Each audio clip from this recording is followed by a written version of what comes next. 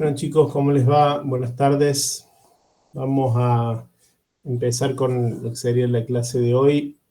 Esto es para los alumnos de gestión y para los de ingeniería aeronáutica de lo que es derecho procesal y pericias. Comienzo la grabación y arrancamos.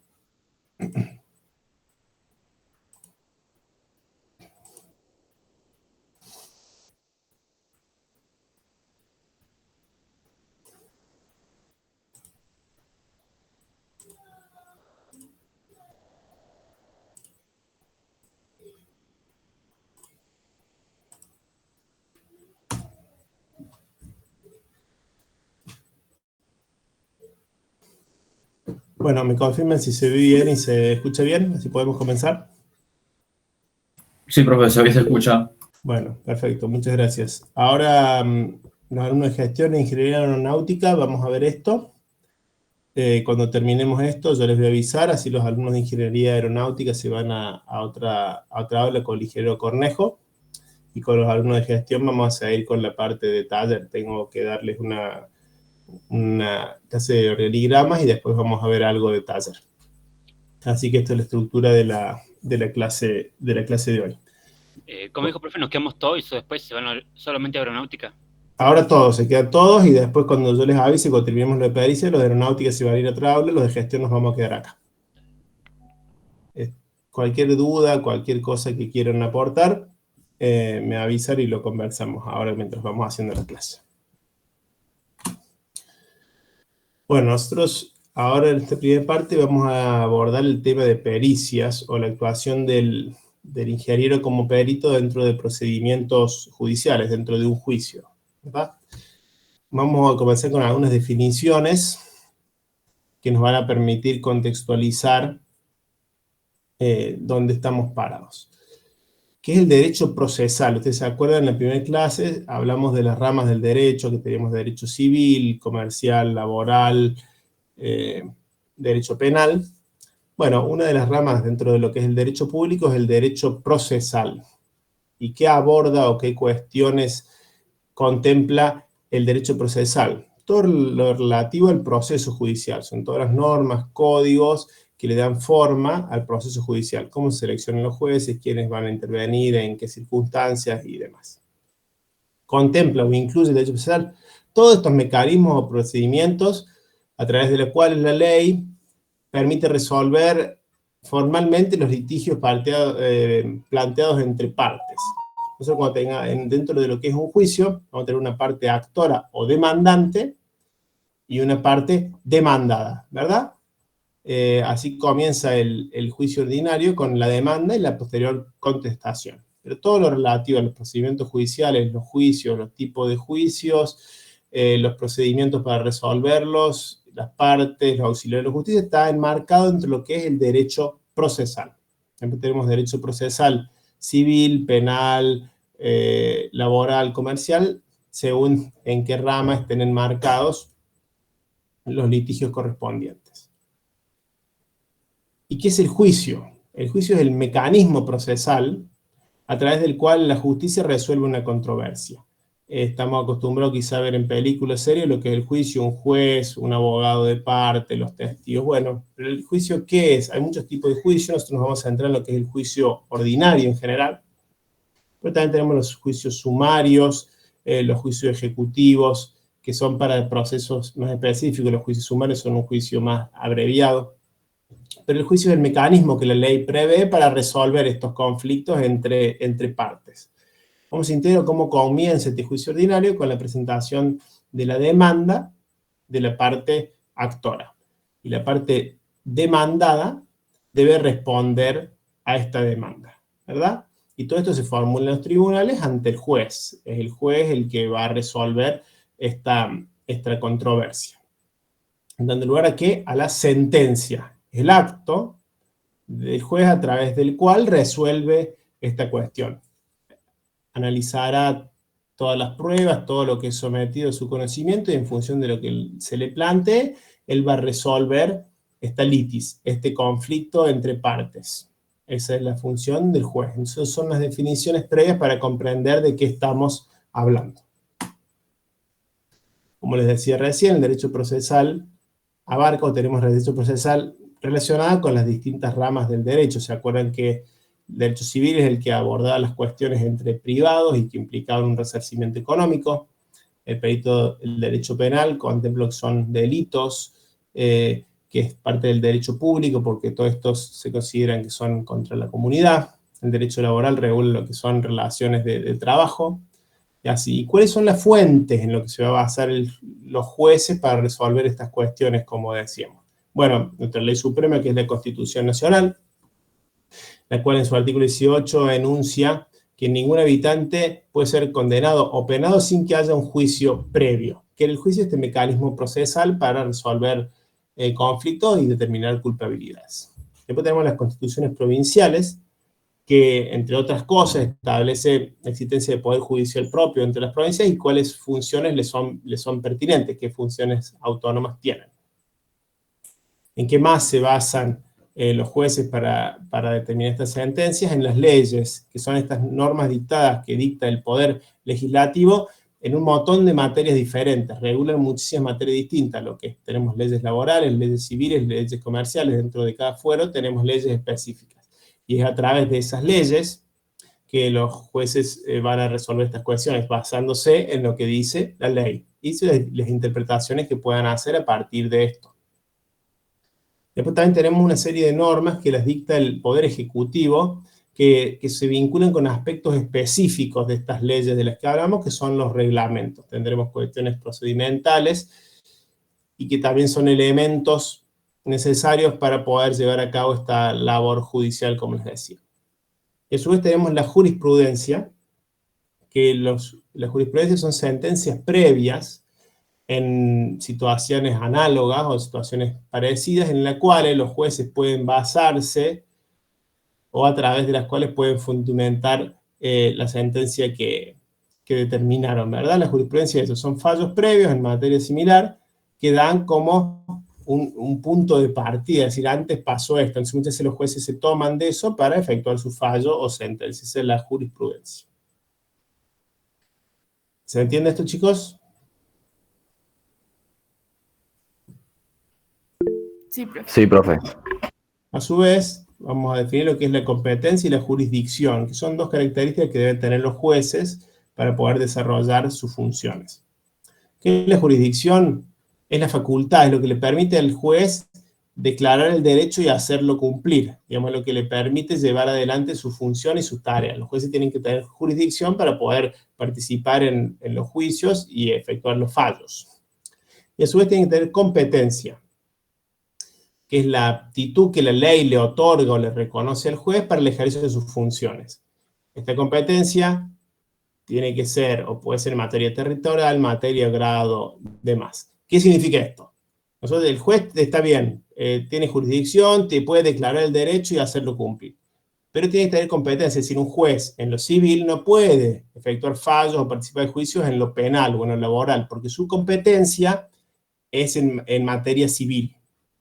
A su vez, un juez de Córdoba no puede participar del proceso o fallar en Buenos Aires, porque no tiene competencia territorial, ¿verdad? Lo mismo con el grado, un juez de primera instancia es de primera instancia, no es de segunda ni de tercera instancia. Entonces tiene que efectuar los fallos, participar de los procesos judiciales en los cuales tiene competencia.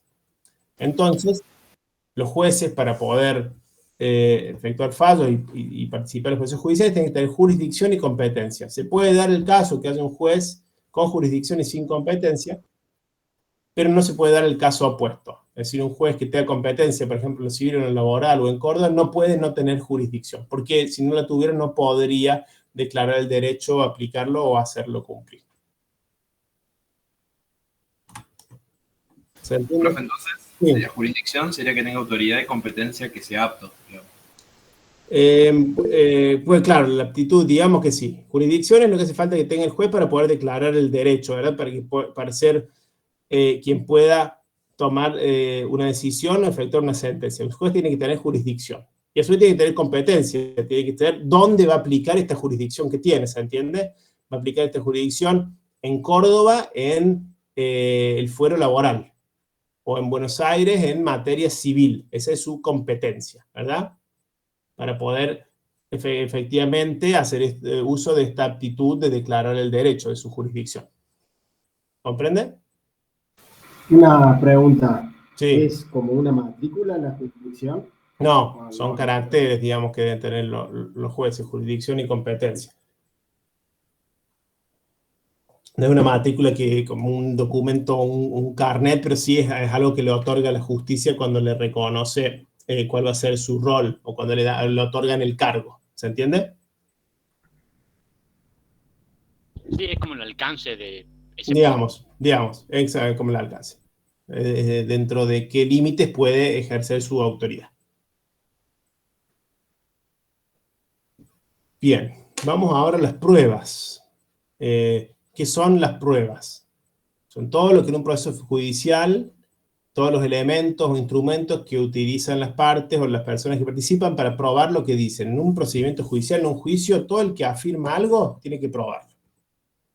Por ejemplo, puede haber un juicio porque una persona dice que es dueño de una propiedad y otra también. Bueno, cada uno tendrá su tesis o efectuará su declaración, hace falta pruebas. Y ahí es donde entrará, por ejemplo, que alguien tenga una escritura, tiene un instrumento público donde un escribano determine que esta propiedad pertenece a tal y cual persona. Esa es una prueba. Es la demostración de la veracidad de los hechos que alguien está manifestando, ¿verdad? Entonces, cuando yo en un juicio digo algo, tengo que probarlo.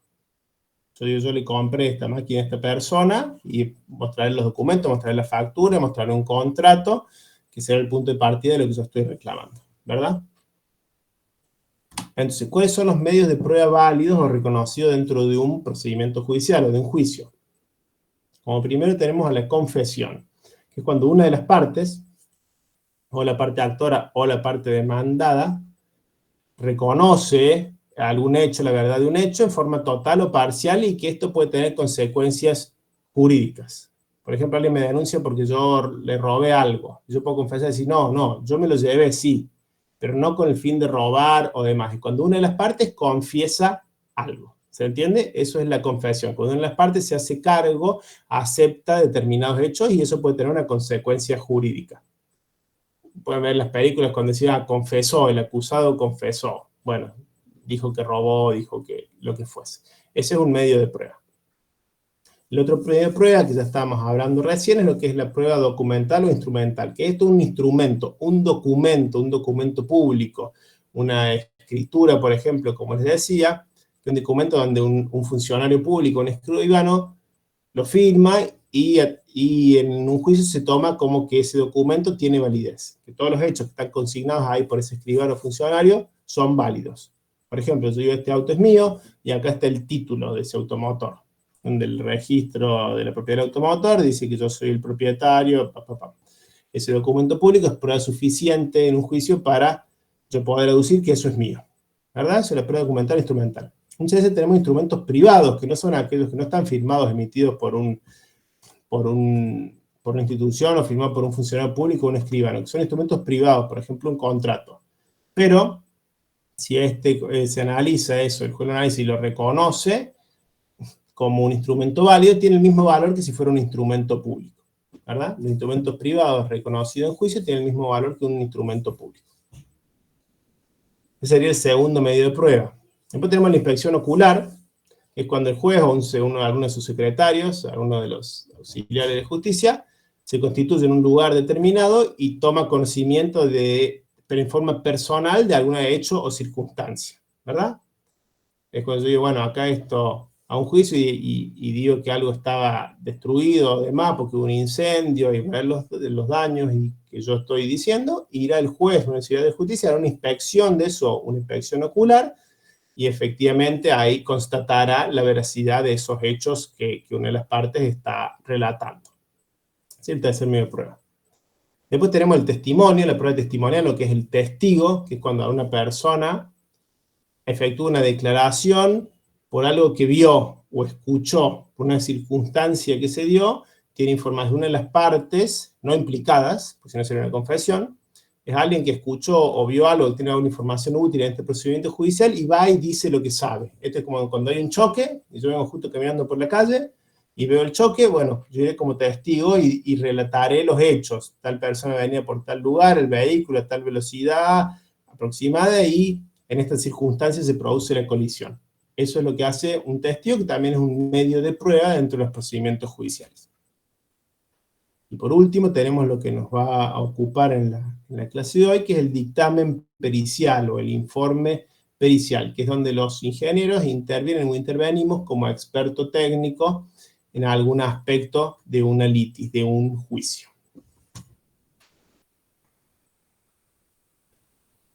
¿Alguna duda? ¿Venimos bien? Creo que en pericia, ingeniero profesional da su opinión acerca del juicio. No da su opinión, ahora lo vamos a ver, no es que dé su opinión, realiza estudios, realiza un informe, analiza situaciones y va a emitir un dictamen donde va a responder acerca de las cuestiones que se le plantean, ¿verdad? No es que se le plantee una situación y él da su opinión, sino que se tiene que relevar cuestiones específicas que se van a plantear en los cuestionarios, y en eso se va a basar el informe pericial. Ahora lo vamos a ver. Eso Bien. podría ser, profe, disculpa, ¿no? Por ejemplo, Sí. un psicólogo así, cuando quieren dar, por ejemplo, Perfecto. Hay testimonio pericias, de personas, sí. ¿sí? Hay pericias de la más diversa índole. Hay pericias psicológicas, como usted dice, psiquiátricas, hay pericias contables, hay pericias de ingeniería civil, hay pericias de ingeniería biomédica concernientes a ciertas máquinas, hay pericias mecánicas, hay un montón de expertos técnicos que cumplen el rol de auxiliar de la justicia, porque hay demandas de la más diversa índole, ¿verdad? Entonces, ¿por qué aparece este perito? ¿Cuándo son necesarias estas pericias judiciales? Muchas veces el juez no está en condiciones de apreciar un hecho o evaluarlo. ¿Por qué? Porque no está al alcance de su sentido, porque no puede verlo, porque quizá el conflicto es por un tema de una falla de una antena que está a 50 metros en la punta de la montaña. No va a ir el juez a ver qué pasó allá arriba, irá alguien con la formación, con las características adecuadas. O porque quizá el juez no tiene aptitudes técnicas para eso, no sabe sobre eso, no tiene conocimientos técnicos referidos a electrónica, por ejemplo. Entonces tiene que venir un perito, un experto técnico imparcial, que va a responder ciertas preguntas y de esa manera poder orientar al juez para que tome una decisión atinada. Esas son las dos causas que pueden determinar que sean necesarias pericias judiciales dentro de un juicio o un procedimiento judicial. ¿Y quiénes son estos expertos que asesoran al juez? Los peritos. ¿Por qué vemos esto? Porque muchas veces los ingenieros nos vemos implicados en los juicios como peritos. Entonces, ¿qué es un perito? ¿Cuál es la definición de perito? Es una persona ajena al juicio, no tiene que tener vínculo con ninguna de las partes. El perito oficial, llama que hay dos tipos de peritos, que asesora al juez y al tribunal para poder esclarecer la litis o algún aspecto de ella. Por ejemplo, una pericia contable hará foco en lo que se le está consultando, que será una parte del juicio, ¿verdad? O un perito psiquiátrico también. Pero asesora al juez para que pueda resolver esto de una manera adecuada. Primero que les voy a diferenciar que tenemos dos tipos de perito. El perito oficial, que es el que yo le digo que asesora al juez, y es un auxiliar de la justicia, es imparcial, no puede tener vínculo con ninguna de las partes, que es el que dice, bueno, acá hace falta un perito psiquiátrico, vendrá esa persona, responderá a cuestionarios elaborados por las partes y elaborará su informe. A su vez, tenemos lo que son los peritos de parte, o también llamamos peritos contraloreadores, que asesoran a las partes, como le digo, a la parte actora o a la parte demandada. ¿La asesoran para qué? Primero para supervisar o ver o poder evaluar la tarea del perito oficial, y también porque, como les decía, el perito oficial, ¿qué es lo que tiene que hacer? Tiene que responder cuestionarios. ¿Y quién elabora esos cuestionarios? Las partes. Entonces acá es donde es crucial el rol de los peritos de parte para la correcta elaboración de esos cuestionarios, que son acerca de elementos técnicos, ¿verdad? Que es incompetencia del perito que estemos hablando. Entonces tenemos esos dos tipos de perito, el perito oficial y el perito contraloreador o de parte. ¿Cuáles son las fuentes del conocimiento? ¿Por qué el perito sabe de ese tema? ¿Cómo acredita eso? Bueno, por sus títulos universitarios, por su profesión o con los elementos con los que pueda acreditar tener formación, y por la experiencia laboral en un área determinada. ¿Cuáles son las características, digamos, que debe tener un perito? El perito oficial es un auxiliar de la justicia, ¿no? Por ahí el cine nos juega una mala pasada y lo pensamos como un detective o algo así. No es esa su función, es un perito, es un experto técnico que va a intervenir en este procedimiento. Pero tiene que tener ciertas características entre las cuales podemos resaltar. Por ejemplo, la amplitud de criterio y de utilidad. ¿Por qué amplitud de criterio? Porque los casos son de los más diversos. Nunca le va a tocar hacer una pericia igual que otra. Generalmente no, porque cada situación de conflicto es diferente. Las circunstancias van a ser distintas, los elementos van a ser distintos. Entonces, tiene que tener un criterio amplio para poder adaptarse o utilizar su conocimiento para orientarlo a resolver o asesorar acerca de una determinada circunstancia. Intuición o ingenio. ¿Por qué? Acuérdense que acá hay un conflicto de partes, y los conflictos de partes siempre tienen fines económicos de por medio, y quizá muchas veces las partes le van a retrasar información, entonces él tiene que poder tener cierto grado de intuición para poder ver cómo resolver y responder adecuadamente lo que le están planteando. Por la misma razón tiene que tener autoridad. Es un auxiliar de la justicia, que muchas veces va a tener que ir a lugares donde van a estar las partes, donde puede haber mucho dinero de por medio, o quizás delitos penales y demás, y tiene que poder realizar su labor adecuadamente. Por eso tiene que ir con la autoridad que le compete y que le otorga el ser un auxiliar de la justicia. Tiene que organizar su labor de manera adecuada, de forma científica, porque va a tener que recabar un montón de datos, va a tener que hacer estudios teóricos, cálculos, ensayos, y poder vincular todo esto y materializarlo en un informe. Todo esto va a determinar que tenga que ser alguien que tenga perseverancia e imparcialidad, como decía, es un perito oficial, un auxiliar de la justicia, y muchas veces estas tareas son reiterativas, hay que ir a los lugares, volver a ir a hablar con una persona, volver a hablar, estudiar eso, volver a buscar datos. Entonces esto implica tener cierta perseverancia, y por supuesto habilidades de comunicación, tanto para recabar la información como para después trasladarla a este informe que leerá el juez y las partes. ¿Alguna duda, chicos? Sí, No, profesor, profe, se entiende. Perdón, alguien dijo que sí. Sí, yo. Sí. ¿Para hacer peritajes necesitas formación propia de eso o ya con tener título de técnico o ingeniero podés actuar como un perito? Mirá, en realidad para ser perito oficial, para ser perito de parte no hay problema. Para ser perito oficial tenés que tener matrícula pericial. Eso muchas veces implica rendir un examen y acreditar ciertas credenciales. Ocurre a veces que en algunas especialidades no hay peritos oficiales matriculados, como es por ejemplo en ingeniería biomédica en Córdoba. No hay perito oficial ingeniero biomédico, listados. Entonces, si uno hace falta alguien que perite una máquina o por alguna circunstancia, hace falta un ingeniero biomédico, ¿qué se hace? Generalmente el tribunal libra un oficio del colegio, dice quiénes son los matriculados como profesionales, y de ahí buscan a alguien. ¿Se entiende? Porque, bueno, necesita un experto en la materia, que no hay nadie inscripto con las credenciales suficientes, no suficientes, con las credenciales propias de la justicia. Pero bueno, se requiere tener estas habilidades, esta formación para poder desarrollar la tarea adecuadamente. ¿Y te llaman o sea, de forma aleatoria o uno? Como perito oficial, si vos estás inscripto, por ejemplo, si estás inscripto como perito, no sé, ingeniero civil por cuestiones de mensura, cuando haya algún juicio vinculado a mensura, ven generalmente quiénes son los peritos, vamos a ver cómo seleccionan, quiénes son los peritos oficiales matriculados, y ahí te buscan.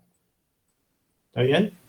Perfecto. Si no hay nadie, como el caso que les digo, porque es una especialidad que no tiene peritos matriculados y es así como un ingeniero médico, entiendo que llaman aleatoriamente. Perfecto. En caso de que uno y te llaman aleatoriamente, ¿tenés que aceptar así o puede No, ser? si uno no es un perito matriculado, no. Si sos un perito inscripto, digamos, en los registros y que esa es tu labor, ahí sí tenés que aceptar o presentar una justificación adecuada o vas a ser sancionado. Pero si no lo sos, un particular que te llaman porque no hay en esa materia nadie matriculado, podés no aceptar y no dar explicaciones, digamos. ¿Se entiende? Ya lo vamos a ver un poquito más en detalle. ¿Quién le paga el perito? ¿Cómo? ¿Quién le paga al perito? El perito de parte le pagan las partes, al perito oficial, al final del juicio, cuando se resuelve, cuando hay sentencia firme, le regulan honorarios y le va a pagar la parte perdedora, digamos. Al perito oficial se le paga cuando hay sentencia firme, al final del juicio le van a regular los honorarios.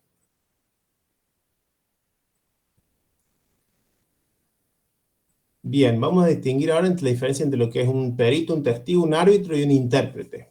El testigo, como les dije cuando hablamos de la prueba testimonial, es alguien que emite una declaración por lo que vio o escuchó, porque tiene alguna información de alguna manera, pero no es experto técnico ni nada. Es alguien que circunstancialmente tiene información útil en este juicio.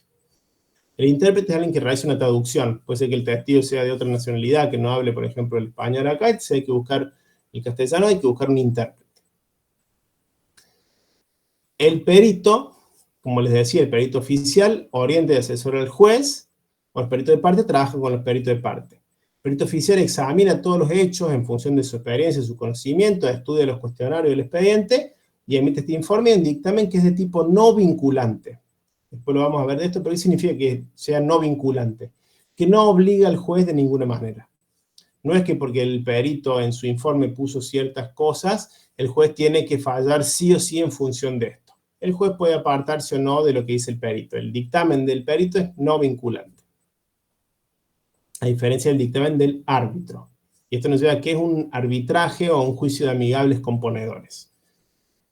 Haciendo una analogía con lo que es un árbitro de fútbol, es alguien que está ahí y que resuelve cuestiones entre dos partes, entre dos equipos. Bueno, el arbitraje o el juicio de amigables componedores es algo similar. Cuando yo efectúo un contrato, por ejemplo, planteo en última clase que en caso de un conflicto entre partes, en lugar de ir a la justicia con los tiempos y los costos que esto tiene, lo va a resolver algún privado. Por ejemplo, así el Tribunal Arbitral de la Bolsa de Comercio de Córdoba.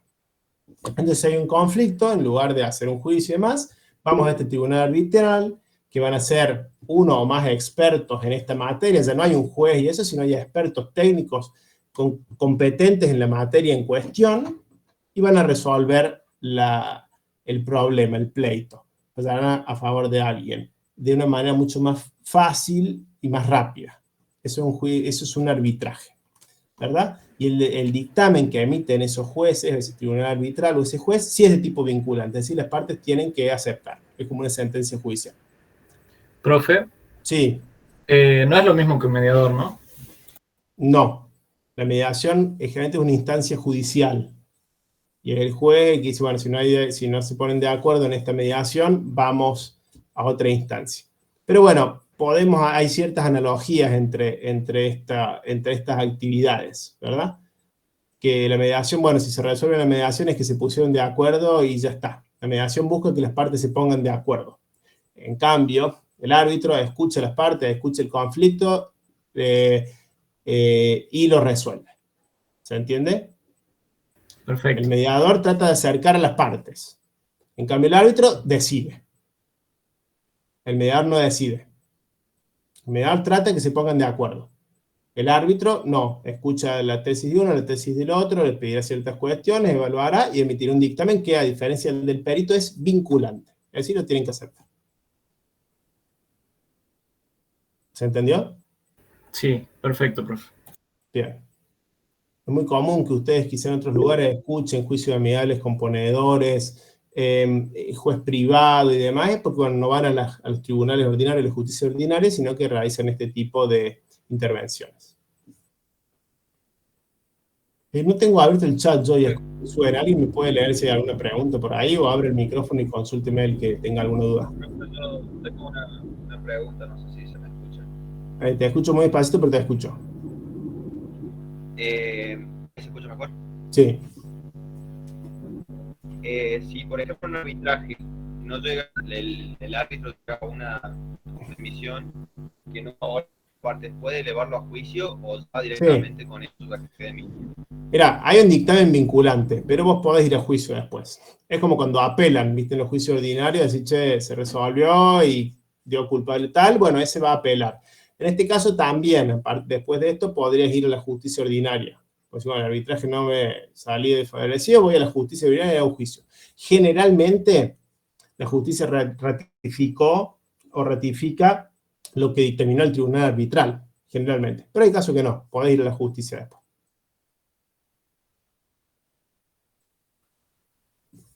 Bien, ¿alguna otra duda? ¿Por qué se va al arbitraje? Porque es más rápido, porque es más barato, y si considera que se busca un juez imparcial y que tiene, ahí sí, a diferencia de un juez ordinario que tiene formación técnica en la materia que a nosotros nos compete. Pondrán un tribunal que sepa de lo que estamos hablando, ¿verdad? A diferencia del juicio ordinario, que el juez no sabe, tiene que buscar peritos para que lo asesoren. Bien, vamos a ver el perito oficial, ya me adelanté un poco, lo hemos hablado un poquito, pero veamos ciertos requisitos. Los requisitos es tener título habilitante o algo que me acredite que yo tengo formación técnica o conocimiento en esa materia. Idoneidad y capacidad, bueno, no estar declarado incapaz o estar inhabilitado por algún motivo y tener matrícula pericial. Con la salvedad de lo que les dije, ¿no? Que si no hay peritos matriculados en esa materia, bueno, se pueden buscar a profesionales del área. ¿Cómo se va a designar? ¿Cómo se va a elegir quiénes van a ser quién o quiénes van a ser el perito oficial en un juicio? Lo primero es cuándo se solicita esta prueba pericial. Puede que la solicite el juez, porque acá hace falta un experto técnico que esclarezca o que arroje luz sobre esta cuestión, o puede que las partes lo soliciten, ¿verdad? Entonces decimos, bueno, listo, va a haber una pericia contable, una pericia de ingeniería biomédica, de lo que sea. Bueno, ahora hay que ver cómo se elige este perito oficial. Perito de parte, cada una de las partes puede contratarlo por su cuenta, por supuesto, y puede no tenerlo, inclusive. Pero el perito oficial, ¿cómo se va a designar quién es el perito oficial? Bueno, hay tres opciones. Por sorteo, de estos peritos listados, digamos, que tengan matrícula en esta materia en cuestión, se va a sortear. Puede ser que el juez elige a alguien que sea o no de estos peritos matriculados listados, quizá considera que por la cuestión de la que se trate hay un experto que es tal persona, bueno, lo va a designar a ver si, para que sea perito. Podrá después aceptar o no. Pero también el juez puede elegir libremente a quién es el perito oficial, o puede que las partes se pongan de acuerdo. Bien, listo, nos ponemos de acuerdo que el perito oficial sea este. Son las formas de designación del perito. Sorteo, acuerdo de las partes o libre elección del juez. ¿Y cuál es el procedimiento?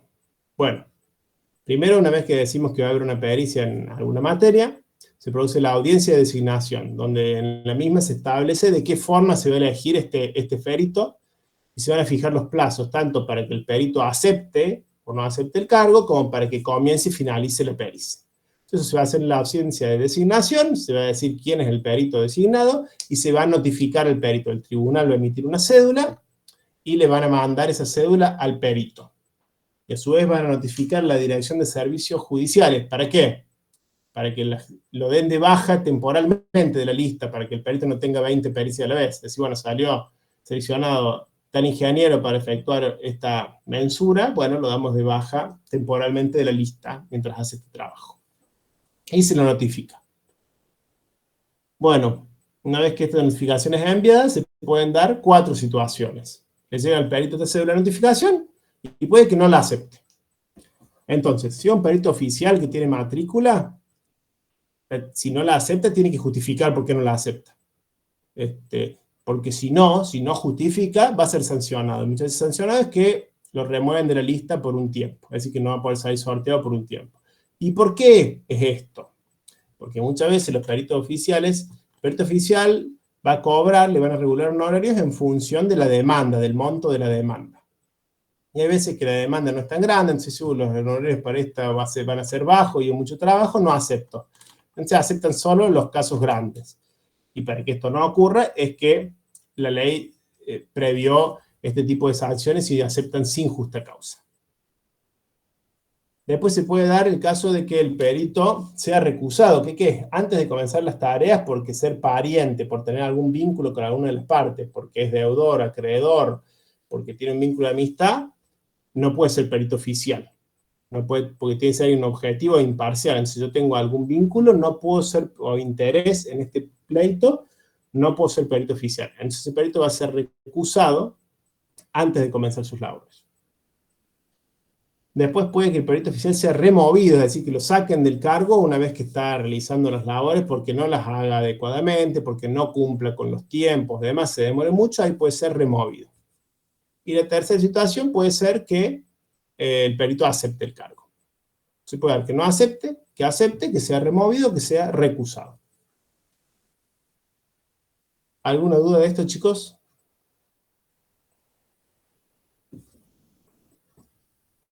Bueno, muy bien. Vamos ahora al perito de parte. El perito de parte, los peritos de parte o contraloreadores, lo mismo, asesoran a la parte que los contrata, digamos, tanto sea la parte actor y la parte demandada. Elaboran los cuestionarios. ¿Qué es esto? ¿Qué es lo que va a hacer el perito oficial? Bueno, una vez que el perito oficial lo decide, va a ir, va a ver el expediente para ver de qué se trata el caso y qué tiene que hacer específicamente, qué tareas, qué tiene que relevar. Bueno, lo que digan los cuestionarios. Los cuestionarios los elaboran cada parte y eso es lo que tiene que hacer el perito oficial. El perito oficial no hace lo que se le canta ni lo que le parece que puede estar bueno por la litis. No, tiene que responder los cuestionarios. ¿Y quién elabora estos cuestionarios? Las partes. Entonces, si no hay un perito de parte, será el abogado, será el demandante el que lo haga, pero puede no tener sustento técnico, o puede que lo que estemos planteando en el cuestionario no sirva de mucho, o por el contrario nos perjudique. Por eso muchas veces es importante tener un perito de parte que nos asesore en aspectos técnicos. Los peritos de parte pactan sus honorarios con quien los contrata, con la parte que los contrata. Profe, Sí, ¿esto de cuestionarios es algo literal, o sea, una hoja con preguntas, Sí. como lo que vemos en el examen? sí, Ah, es así.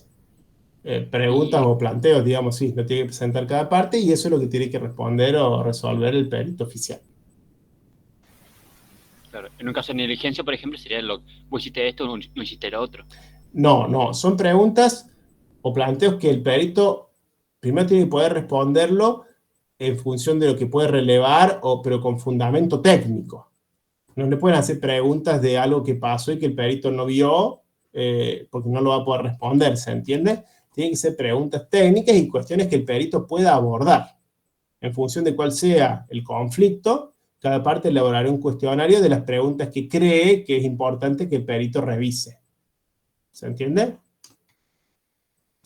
Supongamos hubo un accidente con alguna máquina, ¿se entiende? O se produjo un incendio. Y quizá una de las partes demanda al fabricante de una máquina, pues si tu máquina falló la fuente y se me incendió todo. Bueno, tendrá que ir un perito que releve esta máquina. ¿Y qué va a relevar? Quizá el cuestionario dice, bueno, la fuente estaba dimensionada adecuadamente para los requisitos que iba a tener, o los conductores que se utilizaron evidencian sobrecalentamiento, o el diámetro de los mismos era acorde a los consumos de la máquina. Bueno, eso es lo que el perito tendrá que evaluar o revisar, pero estos cuestionarios, yo le estoy dando un ejemplo nomás, los tienen que elaborar cada una de las partes. ¿Se entiende? Sí. Muy bien. Los peritos de parte pueden trabajar con el perito oficial, es decir, pueden estar presentes cuando éste efectúe pruebas, mediciones, inclusive en la confección del informe. Y si están de acuerdo con el dictamen, este informe pericial del perito oficial, pueden firmarlo. Como diciendo, bueno, el perito de parte está de acuerdo con esto. Y si no, pueden presentar lo que se llama un dictamen en disidencia. Es decir, el perito de parte no está de acuerdo, yo presento este dictamen. El juez dará lugar o no, o también los peritos de parte o el juez puede solicitar ampliaciones de la pericia o puede solicitarle aclaraciones al perito oficial. Por eso les decía que va a ser importante la perseverancia, porque muchas veces las cosas van y vuelven muchas veces. Pero las partes elaboran estos cuestionarios y estos cuestionarios es lo que el perito oficial va a tener que responder. Esa es su labor. Bien, vamos a hacer las etapas del proceso. Acá lo tenemos bien remarcado para que quede claro. El perito oficial responde a estos cuestionarios. Si los cuestionarios están mal hechos, mal direccionados, bueno, el perito oficial no puede hacer demasiado. Tienen que responder lo que ahí se les plantea. Entonces, ¿cuáles son las etapas de este proceso?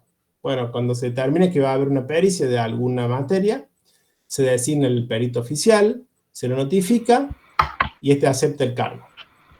En esta nota de aceptación de cargo, el perito fija día y hora y lugar para el inicio de la pericia. Esta acta de aceptación de cargo debe ser formal, tiene ciertos requisitos, hay un montón de modelos que ustedes van a encontrar en la web, esta acta de aceptación de cargo por parte del perito.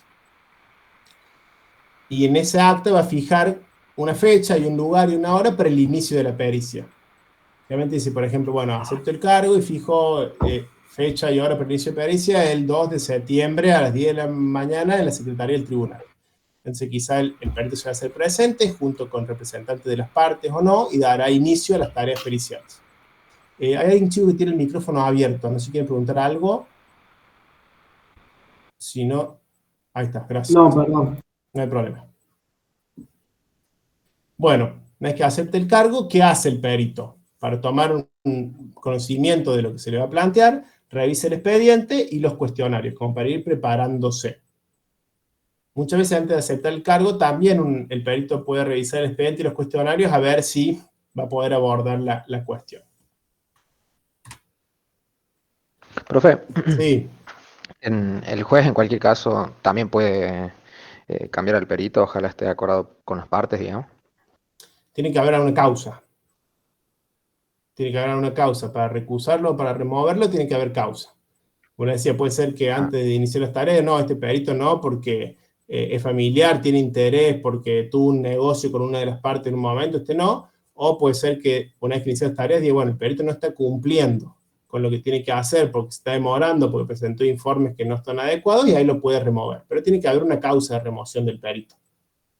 De remoción o de recusación. Y en el caso que después se considere, o sea, que haya sido aceptado y después vean como que no hace bien las tareas, en ese caso que lo lleguen a sacar o a cambiar, Sí. ¿qué sucede con el perito ese? O sea, ¿no se le paga o se le paga lo que hizo hasta ese momento? Depende de qué haya pasado. Ya si tiene sanciones disciplinarias, el perito tiene responsabilidad penal y civil. Por ejemplo, decir, no, este perito se demoró muchísimo más, esa demora del perito muchas veces causa pérdidas en las partes, ¿verdad? Entonces puede hasta que lo multen, puede inclusive que lo multen, o capaz que lo sacan porque el perito se mandó alguna macana, que hizo y ocultó alguna prueba, no dijo algo por negligencia o por mala fe, ¿verdad? Y ahí le cabe inclusive responsabilidad penal, puede ser penado con cárcel. Pero si lo sacan o lo remueven por alguna cuestión, el perito puede reclamar sus honorarios, o porque quizá no está de acuerdo por la causa, o puede justificar por qué se demoró o qué pasó, ¿se entiende? Entonces, bueno, Claro, sí. ahí se fallará a ver si corresponde o no. Pero tienen responsabilidad civil y penal los peritos. Entendido. Muy bien.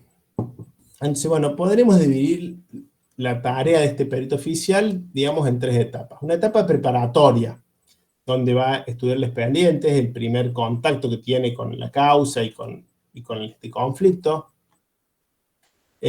Ahí también va a ver los cuestionarios y qué es lo que tiene que hacer, y a partir de esto buscará planos, informes, documentos, registros, todo lo que considere necesario para poder llevar adelante las tareas y responder adecuadamente. Seguramente tenga que hacer algún tipo de inspección, si hay un incendio, por ejemplo, tendrá que inspeccionar el lugar, o si el conflicto es por alguna máquina, tendrá que inspeccionar estos elementos, y demás en el lugar donde los hechos han ocurrido. Cuando tiene que hacer esto, tiene que fijar fecha y dar un cierto tiempo. Por ejemplo, decir, bueno, yo voy a tener que ir a relevar una máquina, fijo fecha para dentro, no sé, 10 o 15 días, porque el tribunal tiene que notificar a las partes para que este elemento esté disponible y para que se hagan presentes en el lugar si así lo quisieran, ¿verdad? Entonces eso es parte también de la tarea pericial. Luego de esta etapa preparatoria, iría una etapa de examen, una etapa de estudio de todas estas cosas que fue recabando, analizará la información nueva, verá las normas, verá documentos, registros, estudiará los resultados, y con todo esto responderá los cuestionarios. Todo lo que diga el perito tiene que estar fundamentado y ser deliberado. No puede emitir una opinión. No puede decir, no, yo creo que pasó esto o esto otro. No, tiene que responder los cuestionarios de forma fundamentada. Y todo lo que diga tiene que dar el sustento teórico correspondiente. Si no, le van a impugnar la pericia. Porque no es alguien que emite su opinión, sino un experto técnico que responde esas preguntas como tal. En este instante también puede trabajar en conjunto con los peritos de parte, los peritos contraloreadores. Y después vamos a la etapa de dictamen, que implica la realización de este informe pericial, que es la materialización de todo esto. Es un informe donde va a transcribir todos los resultados y todo lo que hizo y sus conclusiones. Sus conclusiones no como decir, listo, a partir de todo esto determino que es culpa de tal o de cual. Eso no es lo que tiene que hacer el perito. Las conclusiones es el resumen, es el compendio de los aspectos más importantes de lo que relevó. ¿verdad? Todo debe estar explicado, cómo se hizo, con qué se hizo. Si yo hice mediciones, tengo que decir con qué mediciones hice, y después como anexo pondré todas las características, certificado de calibración de los equipos que usé y todo lo pertinente. Si no, me pueden impugnar la pericia, ¿verdad? Tiene que responder a todos los puntos que le solicitan en forma concreta y específica, y tiene que ser objetivo, como les dije, no puede ser parcial, no puede emitir opiniones. Tiene que ser claro, tiene que tener precisión técnica, pero tiene que recordar que esto va a leerlo un juez, que no es un experto técnico en la materia como él. Entonces es importante que lo que uno ponga en el cuerpo de este informe o este dictamen sea conciso, concreto, y si hay muchos cálculos, análisis, planos, procedimientos, eso lo incluimos como anexo. Pero tratar de que en este cuerpo poder redondear la idea. Pero como les digo, todo fundamentado. El informe pericial se constituiría de la siguiente manera. Tenemos un encabezamiento donde irá la causa, quiénes son las partes, quién es el juez, quién es el perito. Después irá el planteo de estos antecedentes. ¿Qué se hizo y cómo se hizo y por qué se hizo? ¿Qué estudios previos hizo el perito? ¿Qué tareas hizo en el lugar o con los elementos correspondientes? Y brindará la bibliografía en la cual sustenta sus respuestas. Después tendremos el análisis, que como les digo, ahí se trata de no incluir formulaciones ni cosas complicadas, ni cálculos matemáticos difíciles, cualquier cosa, eso va en anexo, por si lo quiere ver el juez o lo quiere estudiar alguien más. Pero tratar de ser concreto en este cuerpo del informe. Después tenemos un párrafo de forma, un párrafo final, que sería un compendio, un resumen de los aspectos más destacados, de los elementos más destacados que obtuvimos al responder los cuestionarios. El perito no hace conjeturas, es decir, no hace hipótesis raras, ni tampoco determina culpabilidades. Responde los cuestionarios de manera objetiva. Después, a partir de lo que él responde, es que el juez lo usará como un elemento para determinar o no responsabilidades o culpabilidades. Como les decía hace un rato, los alcances de esta pericia, la prueba pericial, ¿obliga al juez lo que dice ahí? ¿El juez tiene que acatar lo que dice ahí y utilizarlo para su fallo? No. El juez y el tribunal se pueden apartar de las conclusiones del perito, puede ser por irregularidades de la forma, por cuestiones procedimentales, porque no estuvo hecho adecuadamente, o porque haya contradicciones entre lo que dice el perito y los cálculos que efectúa, o porque haya alguna cuestión que no le considere pertinente al juez. Pero no, la prueba pericial no obliga al juez de manera alguna, el dictamen es no vinculante. Y como yo le dije varias veces, le pueden impugnar la pericia. ¿Qué es esto? Es decir, che, esta pericia no es válida. Le impugno, esto no es válido por tal y cual motivo. Puede ser que los motivos que se aduzcan sean de tipo procedimental o formal, porque no se cumplieron adecuadamente las formas, porque por ejemplo se peritó una máquina, pero no se fijó en la fecha con anterioridad suficiente y las partes no pudieron estar presentes, o por el contenido, porque ya no, acá usted, el perito dice esto y esto, y lo fundamenta así y así, y eso no es correcto, o considero que no es correcto por esto y esto. Entonces, las partes le pueden impugnar la pericia. Después será el juez el que dé lugar o no a esto. O quizá a partir de este planteo de impugnación por parte de las partes, pide ampliaciones de pericia o pide que el perito aclare ciertos puntos. ¿Verdad? Pero es importante que esto quede claro. ¿Alguna duda, chicos? Bueno, por último vamos a las responsabilidades y derechos. Yo se lo adelanté hace un rato cuando hablamos. El perito tiene responsabilidad civil por los daños y perjuicios que le puede producir a alguien en el desempeño de su labor. Por ejemplo, cuando el perito se demora, quizá que no haya un fallo acá implica una pérdida para alguien que está intentando cobrar un dinero. O, por ejemplo, si hay que peritar una máquina y no se puede utilizar ni reparar hasta que el perito no la estudie, si se demora mucho en efectuar esa pericia, le pueden hacer una demanda por daño y perjuicio. Si, che, tuve 2 meses la máquina ahí parada, que alguien me pague lo que yo no produje con esa máquina. Eso es culpa del perito. Tiene responsabilidad civil por eso. Pero también tiene, o le puede caber responsabilidad penal si comete algún delito. Si, por ejemplo, miente en su informe. O si, por ejemplo, omite poner ciertas cuestiones por mala fe, o que haga algo, que el perito cuando fue a revelar la máquina cortó un cable que no estaba cortado, no sé, ahí le cabe responsabilidad penal, puede estar penado hasta con prisión. Y puede tener una sanción disciplinaria por algún motivo, que muchas veces la impone el colegio de ingenieros y muchas veces que no cobre los honorarios correspondientes. Vamos a ver la parte, bueno, los derechos del perito. Bueno, es cobrar un monto adecuado a la tarea que desarrolló y a la responsabilidad que asume, porque como les digo, cuando desempeña su labor, el perito tiene responsabilidad civil y penal, entonces el cobro tiene que ser adecuado para compensar este riesgo que todos tenemos cuando efectuamos una tarea profesional. Y también tiene que compensar la demanda de tiempo que implicó la tarea. Para cobrar el perito oficial tiene que esperar que le regulen los honorarios y esto es cuando hay sentencia firme. Puede ser que, por ejemplo, hubo sentencia, le regularon honorarios, pero este juicio se apeló y va a ir a otra instancia, bueno, no va a cobrar hasta que no haya un fallo definitivo.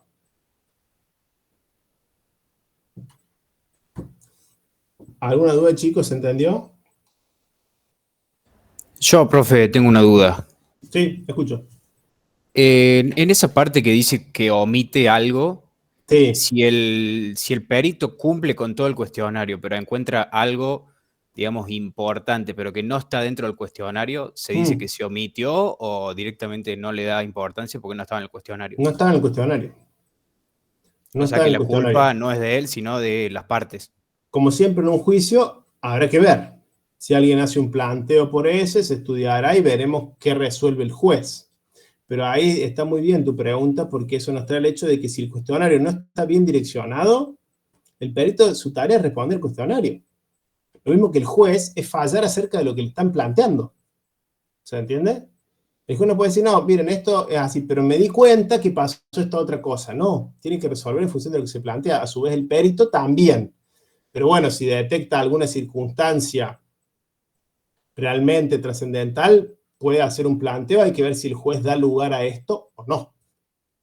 Claro, eso, si encuentra algo demasiado importante que no está, puede decir, che, acá claro, está cuando hay esto que responsabilidad no está. penal es como decir, che, hay mala fe, acá no dijo esto el perito, se lo cayó, tendría que haberlo dicho, porque acá está el cuestionario y no lo hizo. Ahí hay mala fe, pero bueno, puede ser como decir que por las circunstancias se dio que detectó algo, pero no era lo que le preguntaban, entonces podrá o no manifestarlo y verá si eso le da lugar o no. Porque muchas veces quizás le impuran la pericia y va a decir, el perito no está respondiendo el cuestionario. Puede ser que una parte diga, el perito está diciendo cosas que no están en el cuestionario y se está alejando. Entonces habrá que ver si el juez da lugar a esto o no. Como siempre en los procedimientos judiciales, nada es tan claro, ¿verdad? Entonces siempre hay que estudiar cada caso por separado y ver qué pasa. O sea, es responsabilidad justamente de los peritos de parte. O sea, si el perito de parte no lo solicitó, listo. Sí, o de la parte que elaboró el cuestionario, muchas veces no lo hace el perito de parte, tal cual, es el que tiene que hacer el cuestionario bien, digamos, que tiene que estar bien orientado. Si el cuestionario está mal orientado o no hace que el perito releve lo que efectivamente tendría que relevar, ¿qué va a hacer? ¿Se entiende?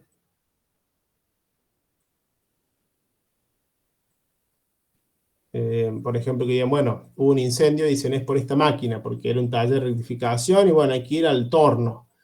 Y quizás el torno no era el problema, y tendrían que haber preguntado acerca de la cepilladora, pero no le preguntaron. Entonces el perito, bueno, no puede, por supuesto, decir, no, voy a revisar también la cepilladora, porque se me ocurre. Bueno, no se lo plantearon.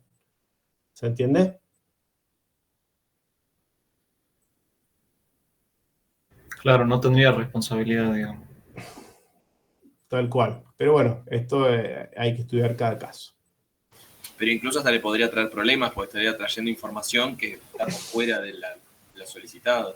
Sí, le podrían impugnar la pericia tal cual, no aparte de decir, ¿por qué fue a ver la cepilladora? Si no tiene que ir a ver la cepilladora.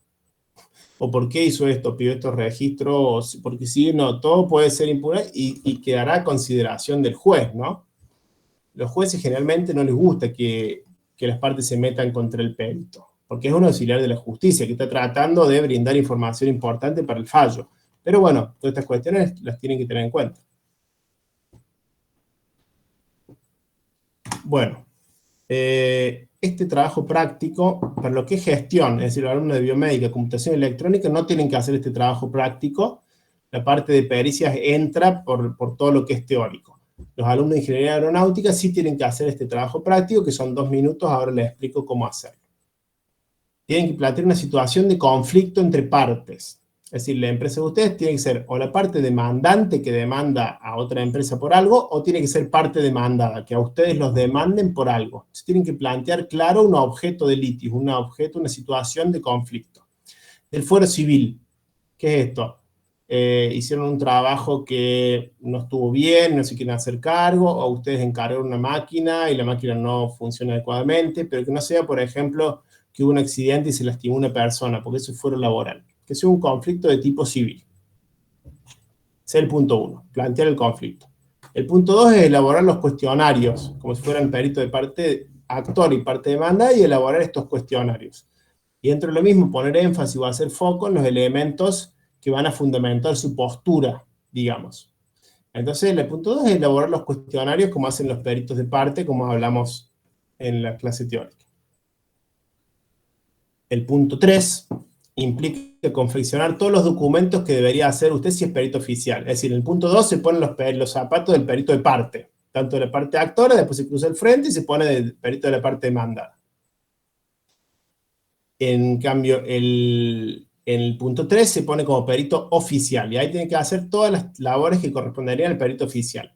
Lo primero es el acta de aceptación de cargo, que este documento, de acuerdo a las formalidades que tiene que tener, tienen muchos modelos en internet, nosotros no les damos uno para que no se restrinjan eso, pero tienen que hacer esta acta de aceptación de cargo, donde fijan día y hora para el inicio de las tareas periciales. Después tienen que hacer el otro documento que tendrían que hacer si fueran peritos oficiales, que es esta acta de inicio de pericia, donde van a indicar en qué lugar, a qué hora, quiénes están presentes, qué realizan, y si van a hacer una inspección ocular o algún tipo de medición tras usar una máquina, cuándo lo van a hacer, y solicitan que se notifiquen a las partes. Sería el segundo documento, y el tercer documento, y quizá el más relevante, es el informe pericial completo, donde ustedes como perito oficial van a indicar todas las tareas que hicieron y van a responder estos cuestionarios. Las respuestas, como les decía, tienen que estar fundamentadas o sustentadas, pero no estén 2 horas haciendo planos o cálculos para ponerle esos cálculos correctos, porque no es eso donde nos hacemos foco en la parte legal, en la parte de formas. Si por ejemplo dicen esto, hicimos un cálculo acerca de la resistencia de este material y efectuamos esta medición y obtuvimos los siguientes resultados. Pero no hace falta que me hagan todo un cálculo que esté correcto de eso, porque no es eso lo que nosotros corregimos. Nosotros corregimos las cuestiones procedimentales de formas. Si es necesario que todo lo que respondan esté fundamentado. Entonces ese sería el trabajo práctico que tienen que hacer los alumnos de ingeniería aeronáutica. ¿Hay alguna duda, chicos? Profe, yo tengo una duda. Sí. O sea, ahora viendo el trabajo, ¿no?, que tenemos que hacer, Sí. no es sobre el trabajo, sino es sobre justamente un perito. ¿Puede ser una empresa como tal o sí es una sola persona o un individuo? Puede ser Solo. uno o varias personas. Depende de lo que el juez determine. Puede ser que las tareas son muy extensas o hace falta que sean varios para una cuestión física, y ahí se puede determinar que sean varios los peritos. Pero los peritos listados son personas, no empresas, porque tienen matrícula pericial. Bien, perfecto, gracias. De nada. Está bien tu pregunta, creo, porque van a decir si ustedes tienen que ser peritos como la empresa, no, pero es como, se tendrían que poner en el rol de un perito de parte o de un perito oficial. Bien, gracias, profe. De nada. ¿Alguna otra duda, chicos?